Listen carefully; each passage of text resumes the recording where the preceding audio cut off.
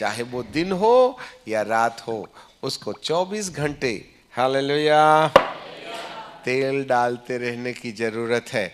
और हम सुबह एक बार प्रार्थना करके अपने जीवन रूपी कुप्पी में, एक बार नाश्ते की टेबल में जो प्रार्थना कर लिए, तो सोने के टाइम में बिस्तर में दुआ करते हैं, हे प्रभु मीठी नींद देना और ख्वाब और खतरों से बचाना, रात को डरावने सपने मत आने देना, सुबह का प्रकाश दिखाना, है ना।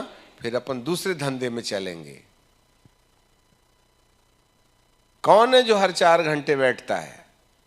हर 4 घंटे में तुम तो 24 घंटे में एक ही बार तेल डलवाते हो ना, और वो भी 15 मिनट में।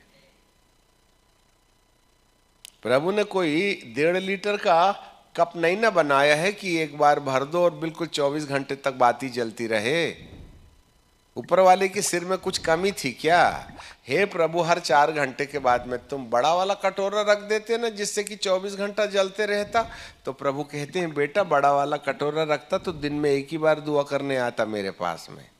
मैं चाहता हूं हर 4 घंटे में मेरे पास आना, जिससे कि दिया बुझते ना रहे।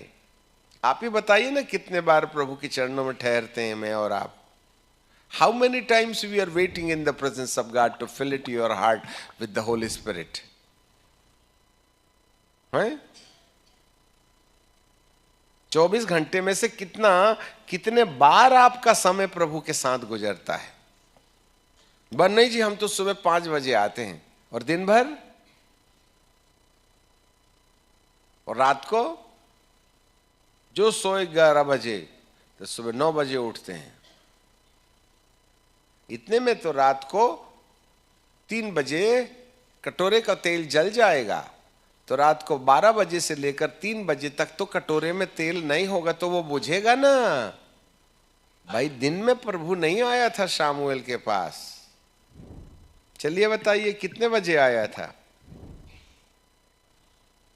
9 बजे, 11 बजे? हाँ, शायद ऐसा लगता है, टाइम तो नहीं मालूम है, परंतु रात्रि काल का समय था। हो सकता है 12 बजे के बाद 1 बजे, 2 बजे, 3 बजे शामुएल शामुएल उठ के गया। दादू आपने बुलाए क्या? नहीं बेटा, सो जा, सपना देखता है तो सो जा।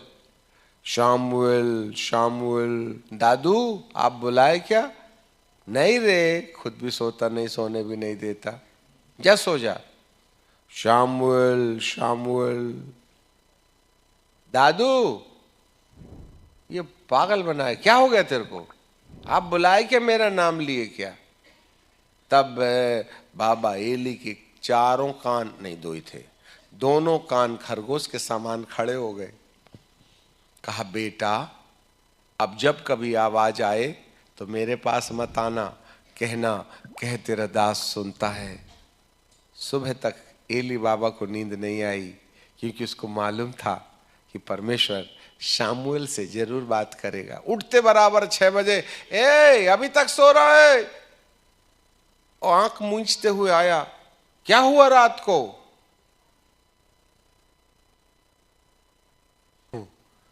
उसको पहले ही घबराहट थी, ये अच्छा संदेश थोड़ी ना मिलेगा, ये काम जो मैंने करना चाहिए था उसको कोई दूसरा कर रहा है ना, इसलिए मेरी तारीख आ गई है लगता है। वो तो यही ना चाहता था कि जब दीवट जलाने का काम मैं महायाजक का था, शामुएल डाल रहा है, तो मेरी तो रिटायरमेंट का टाइम ना आ गया है। इसलिए बेचैन था कि परमेश्वर शामुएल से क्या बोलने वाला है। आखिर जो कुछ भी था, शामुएल ने कहा ना, तेरे और तेरे बेटों के टपकने की तारीख आ गई है। एक ही दिन के अंदर में होपनी और पिनहास के साथ साथ एली बाबा भी एक ही दिन में 3 डेथ। जब परमेश्वर का वचन आता है तो वेदी के पास सोने वालों से वो बात करता है। जितने भी याजक हैं वो अपने आप से पूछें, आपका कितना समय वेदी के पास गुजरता है?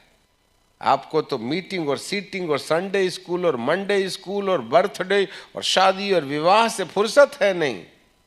24 घंटे बिजी।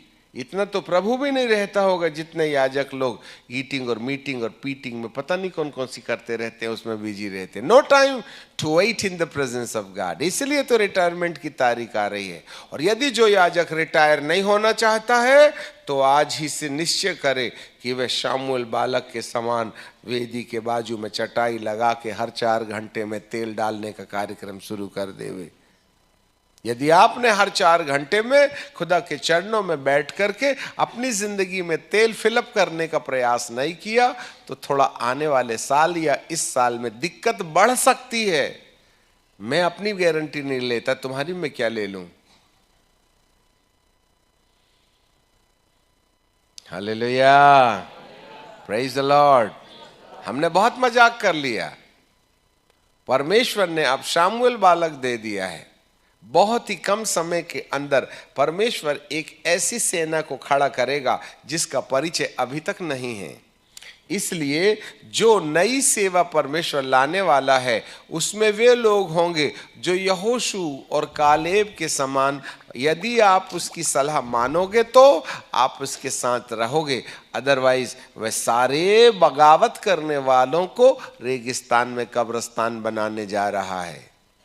और वहां इजराइलियों के द्वारा उत्पन्न बच्चे ही थे जो प्रतिज्ञा के देश में प्रवेश हुए, जो मिस्र से नहीं निकले थे वरन जंगल में पैदा हुए थे, क्योंकि उनके अंदर किसी प्रकार की कोई राजनीति और पॉलिटिक्स नहीं थी।